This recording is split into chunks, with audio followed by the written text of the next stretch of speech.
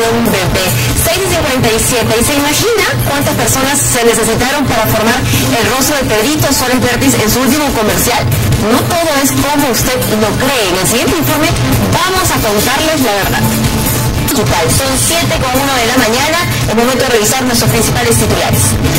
De los delincuentes, nadie está a salvo de esos desarmados. Toda una profesora en el CIR fue recuperado por las autoridades junto a otros 2 felinos que en años serán trasladados en un camión especial a la ciudad de Lima. ¿Cómo ha pasado con esta señora? Sino que encima llevaba gas. Increíble, iban 3 además. Una bomba en ruedas, una bomba con llantas. Siempre se dice de que en estos tipos de vehículos solamente pueden ir 2 pasos, porque 2 raqueteros, esos que andan pues asaltando al paso, trataron de escapar de la policía lanzándose nada más y nada menos que al río Rima. Ahora ellos fueron los mozos, porque los otros 3 compinches, compañeros de asaltos, se fugaron con la plata.